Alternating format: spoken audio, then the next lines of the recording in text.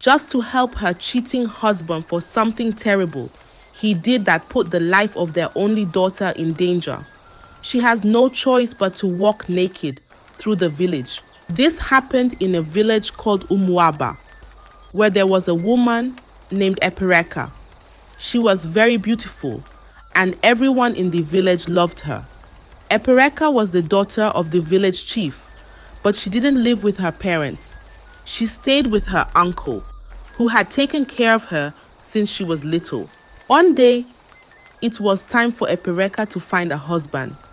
She met a man named Amadi. Amadi was very handsome. All the girls in the village liked him and wished they could marry him. But Amadi only wanted Epereka. She liked him too. He made her heart feel warm, and she was so happy to have him. But when Epereka brought Amadi home, her parents didn't like him. Her mother especially was worried. She told Epereka, "This man, Amadi, is not good. I feel something bad about him. His family has strange traditions. Please, my daughter, don't marry him." But Epereka loved Amadi too much. She told her parents, "Amadi is different. He is kind to me, and he will be a good husband. I don't care what you say. I will marry him." Epereka's parents tried to warn her. They said, "We are your parents, and we know what is best. Amadi's family has a history of bad things. If you marry him, something terrible could happen." But Epereka didn't care. She was so in love with Amadi that she said, "If you don't support me, I will marry him without you." And just like that, Epereka decided to marry Amadi, not listening to her parents' warnings. She started planning the wedding with her uncle, who didn't mind because he loved money and just wanted to see the marriage happen. Now, everyone wondered what would happen. Could there be danger ahead for Epereka? When the wedding day came, she didn't invite her parents. Instead, she asked her uncle to act as her father. Her uncle loved money, and he didn't care about the warnings from Epereka's parents. He agreed quickly and smiled all through the ceremony. The wedding was big, and the whole village came to celebrate. Epereka and Amadi were now husband and wife. Soon after the wedding, Epereka became pregnant, and in no time, she gave birth to a beautiful baby girl. Epereka and Amadi were so happy. Their house was filled with joy and laughter. Then, just 3 years later, Epereka gave birth again, this time to twins. They had 3 children now, and Epereka's heart was full. Everything seemed perfect. She would sometimes think about her parents and laugh inside her heart. They were wrong, she thought. Nothing bad has happened. My life is good. But even as Epereka felt happy, something was quietly changing around her. She didn't know it yet, but misfortune was slowly coming closer. After the twins were born, things started to change. Amadi, who used to be home early, began coming back late at night. When Epereka asked him where he had been, he always had an excuse. "I had a meeting," he would say. There was work to finish. But deep down, Epereka knew something wasn't right. Amadi was spending too much time away from home, and his excuses didn't feel true. Epereka didn't like this change. She worried about Amadi coming home late and started feeling lonely. One night, she decided to talk to Amadi's family. She hoped they could help, so she went to them and told them everything. But instead of helping, Amadi's family just laughed. They said, "Why are you complaining? You're a wife in this family. In our family, a wife should never question her husband or his actions. Didn't Amadi tell you that before you married him?" Epereka felt so helpless. No one was on her side. Her uncle didn't care. Her parents weren't involved. And now even Amadi's family wasn't helping. She cried and cried, wondering how she could make things better. One quiet afternoon, Epereka made a decision. She needed to know the truth. So, when Amadi left the house, she followed him. She stayed hidden, watching him from afar. And that's when she discovered something terrible. Amadi had another wife in a nearby village. He had been living a double life all this time. Epereka's heart broke. She couldn't believe that the man she loved, the father of her children, had betrayed her like this. The next morning, she confronted Amadi. "How could you do this to me?" she cried, her voice shaking with pain. But Amadi wasn't sorry. Instead, he was angry. "Don't you dare question me," he shouted. "I am the man of this house, and I can do whatever I want." And with that, he beat her. Epereka's pain wasn't just in her heart anymore. It was on her body too. She felt broken, but she didn't know how to escape this life. But little did she know that this is just the beginning, as things are about to get even worse with Amadi's family. Years went by and Epereka's life was filled with silent pain. She endured Amadi's betrayal, his coldness, and the burden of raising her children alone, while he spent his time with his other wife. She kept it all to herself, hoping things would one day get better. But something far worse was waiting in the shadows. Their first daughter, Ella, was turning 10, and Epereka wanted the day to be special. She arranged a small celebration, and surprisingly, Amadi stayed home. For the first time in years, someone who usually ignored his family suddenly decided to stay home. He acted like he cared. Amadi even invited his friends and family to celebrate Ella's birthday. It was unusual, and Epereka didn't understand why. Epereka felt a small spark of hope. Maybe things would be different now. The day was full of joy and laughter. Ella was happy, and Epereka was glad too, thinking the family was coming together at last. But little did she know, her happiness was about to be shattered. Because as night fell, after all the guests had left, Amadi and his family gathered around Epereka. Amadi and his parents sat her down, their faces serious. The air felt heavy, and Epereka's heart began to race. "There is something you need to know," Amadi's father began, his voice cold. "Now that your daughter has turned 10, it's time for you to know the family secret." He paused for a while, and then he continued. "In our family, there's an ancient tradition. When the first child reaches 10 years old, the mother must perform a ritual to keep the child, herself, and her husband alive." Epereka listened, confused. What tradition? What could they possibly want? Amadi's mother leaned forward, her voice dropping to a whisper. "For the child to live, you, the mother, must walk naked through the village from sunrise to sunset. If you refuse, your daughter will die. And not just her, you too will lose your life. Amadi will also be cursed." Epereka's heart stopped. Her blood ran cold. "What?" she gasped, her voice shaking. "Walk naked through the village? No, I can't. I won't." She felt like she couldn't breathe. But Amadi's parents showed no mercy. "It's the way things have always been," they said, their eyes unblinking. "If you don't, your daughter has 7 days to live. After that, she's gone. And so are you."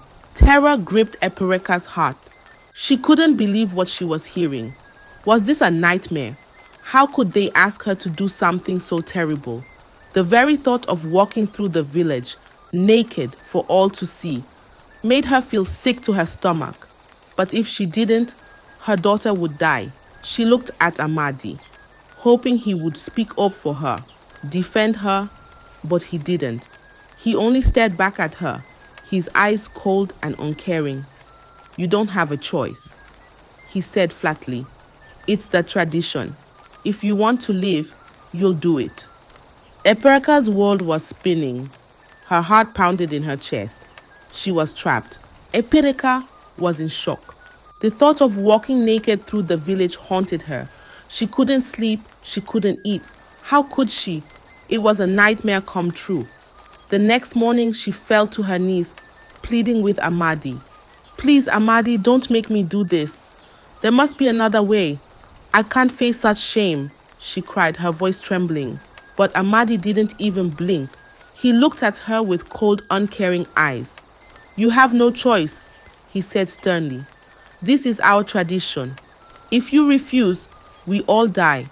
You will walk, or the child's blood will be on your hands. His words cut through her like a knife. Epirika's heart sank. She had nowhere to turn. Desperate, she decided to do what she should have done long ago. She went back to her parents. As she stood outside their door, her body shaking, she knocked softly. At first, there was silence. Then her mother's voice came from inside, sharp and bitter. Go to your uncle. He's the one who gave you away to Amadi's family. We warned you, but you didn't listen.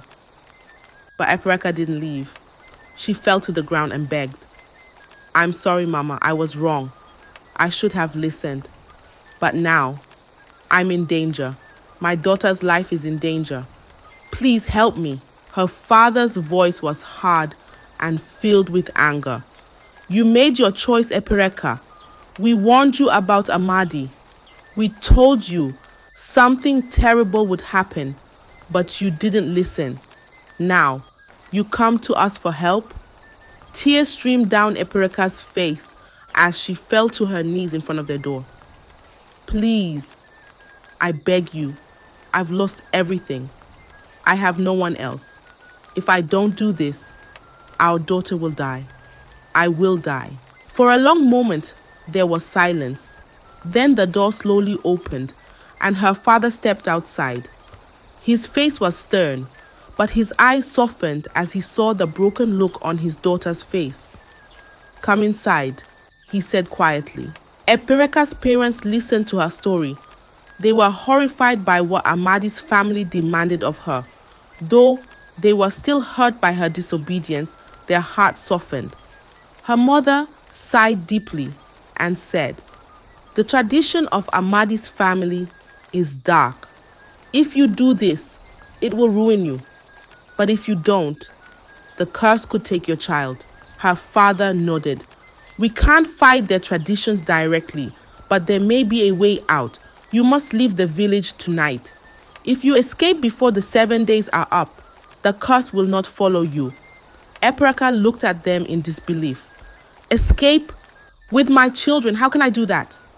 Her father placed a hand on her shoulder. We will help you. When night falls, you will take your children and run. You must get far, far away before anyone notices you are gone. As darkness fell, Epirika's parents prepared her for the escape. It was a night so quiet that even the trees seemed to hold their breath. Epirika's parents had packed everything: food, blankets, and her 3 children, ready for the escape. The plan was simple: run far enough beyond the village boundary, and the curse would lose its power. Run as fast as you can, her mother whispered, her eyes filled with worry. Do not look back. But as Epirika stepped out into the night with her children, her heart raced. Little did she know that this escape plan would even get matters worse, because her chances were slim. Epirika's heart raced as she clutched her children's hands, stepping carefully through the darkness. Her only thought was escape, freedom from the terrible ritual that awaited her. With each step, she felt both fear and hope swirling inside her like a storm. As they approached the edge of the village, the moon peeked from behind the clouds, casting faint light over their path. The boundary was just a few steps away. Epirika's heart pounded louder in her chest. They were almost there. But then, out of the shadows, a voice roared, "Where do you think you're going?" It was Amadi. Epirika froze, her blood turning cold. Amadi had returned early from visiting his other wife, and there he stood, his eyes burning with fury. He saw the packed bags, the children clinging to their mother, and he knew what she was trying to do. "You dare try to run!" Amadi shouted, his voice filled with rage. Without warning, he grabbed Eperika by the arm, yanking her back toward the village. Her children cried out, terrified. "Please, Amadi." Eperika begged, tears streaming down her face. "I can't do this. I can't walk naked through the village." But Amadi's face was twisted in anger. "You have no choice. You belong to me, and you will follow our tradition. If you try to run again, I'll make sure you never see the light of day." Amadi dragged her back home, and Eperika's heart shattered into a million pieces. All her hope for escape had vanished in an instant. The shame, the humiliation she had been trying to avoid now seemed impossible to escape. The next morning, word spread quickly through the village that Eperika had tried to flee.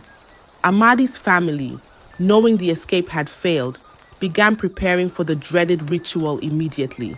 As dawn broke, the village was eerily quiet. The sun rose slowly as if even the sky felt the weight of what was about to happen. Eperika's pleas for mercy echoed in the small room. "Please, Amadi, don't make me do this. I'm begging you," she cried, her voice shaking. "I will die of shame if I walk naked through the village. Have mercy." But Amadi and his family had no pity. His mother looked down at her coldly and said, "This is our tradition, Eperika. You agreed to it when you married into this family. It is the only way to save your child and yourself. The ritual must be done." Amadi stood by, unmoved. "It's too late to beg now," he said sharply. "You'll do what's required, or the curse will take us all." Eperika's heart felt like it was breaking into pieces. She knew she couldn't refuse. If she did, her daughter's life would be taken, and hers too. There was no one left to help her. No one would listen. The family began preparing for the ritual. They brought out the ceremonial items, the drums, and the cloth that would be removed from her body. The village had been informed, and soon everyone would be watching. With trembling hands, Eperika was stripped of her clothes. She stood there, exposed, vulnerable, her body shaking in the cool morning air. Her heart pounded so loudly she could hear it in her ears. Then Amadi took her by the hand and led her to the center of the village. The walk was slow and painful, each step heavier than the last. The villagers gathered, their eyes filled with shock and pity as they watched the once admired daughter of the chief walk naked through the streets.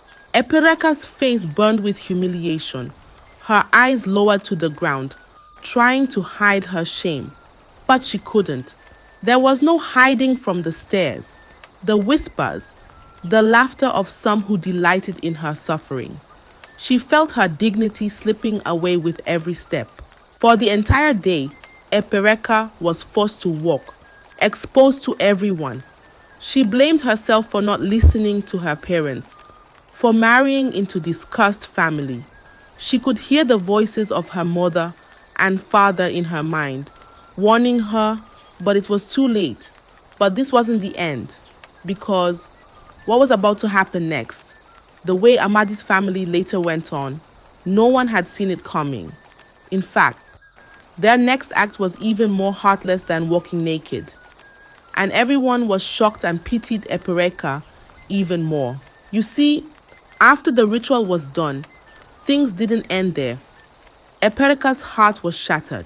She had walked through the village, naked and humiliated, with the eyes of everyone upon her. Now, as she stood at the door of her home, she felt empty, like a part of her had been taken away, never to return. Little did she know the gravity of what awaited her next. Her once bright spirit was gone, replaced by a deep sadness that weighed her down. She knew she couldn't stay in Umuaba anymore. How could she, when everyone had seen her in such a shameful state. The village, which had once been her home, now felt like a place of endless judgment and whispers. She could hear the murmurs in her mind, even when no one was around. The shame followed her everywhere. Epereka walked through her home in silence, gathering her few belongings. Her children, who had seen her broken but didn't fully understand, watched quietly as she packed their things too. She didn't want them to grow up in this place where the shadow of the ritual would always hang over them. She made up her mind. She would leave. She had to leave. Epereka wrapped her children in blankets, picked up the few bags she had, and stepped out of the house for the last time. She didn't look back. The village that once celebrated her marriage to Amadi, that had once admired her beauty and grace, now felt like a cage she needed to escape. With each step away from Umwaba, the weight of her decision grew heavier. She had no idea where she was going, but she knew she couldn't stay. The road ahead was unknown and filled with uncertainty, but it was better than living in a place where her spirit had been crushed. As she walked into the unknown with her children by her side, Epereka's heart whispered the question she couldn't ignore. Where will I go now? Epereka walked away from Umwaba with her children by her side, the village fading into the distance. As she left, her parents, who understood the depth of her pain, sent her their blessings with heavy hearts. We forgive you, our daughter, her father said softly. We know you cannot stay here, but wherever you go, we pray that you find peace. Her mother wiped away tears, knowing that this was the only way Epereka could heal. Start a new life, Epereka. Don't let this shame follow you forever, she whispered. Epereka nodded, grateful for their forgiveness, even though it came too late to save her from what had already happened. With her parents' blessings, Epereka set off, determined to build a new life far from the whispers and judgment of the village. She didn't know what the future held, but she knew she had to be strong for her children.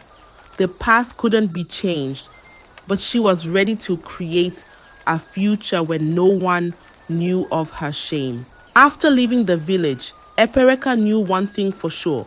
Her marriage to Amadi was over. The love she once had for him had been destroyed by the pain and humiliation he had put her through. Without hesitation, she divorced him, never looking back. Amadi's betrayal had cut too deep, and she could no longer live under the shadow of his cruel family and their dangerous traditions. She moved far away to a place where no one knew her story, where she could start fresh with her children. In this new land, there were no reminders of the past, no villagers to whisper about her, no cold eyes to judge her. Slowly, Epereka began to heal. She found work, made new friends, and created a life where she could hold her head high once again.